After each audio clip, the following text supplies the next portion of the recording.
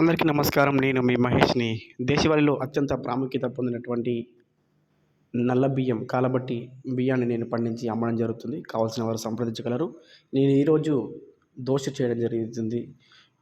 దోస చేసే విధానం: ఒక కప్పు నల్ల బియ్యానికి అరకప్పు మినపప్పు పోసుకొని 12 గంటలు నానబెట్టి మిక్స్ చేసిన తర్వాత మీరు దోసగా మలుచుకొని ఒక మందం కలిగినటువంటి iron plate, non stick plate కాకుండా ఐరన్ ప్లేట్ తీసుకొని ఇలా దోస పోసుకోవచ్చు. దీంట్లో వచ్చేసి అన్ని రకాల పోషక విలువలు ఉండడం జరుగుతుంది. పీచు పదార్థం అధిక మోతాదులో ఉండడం జరుగుతుంది. దీని షుగర్ని మరియు డయాబెటిక్, క్యాన్సర్ని మరియు జీర్ణ వ్యవస్థను సక్రమంగా ఉంచే విధంగా ఈ బియ్యం మనకు తోడ్పడుతుంది. కావాల్సిన వారు సంప్రదించగలరు.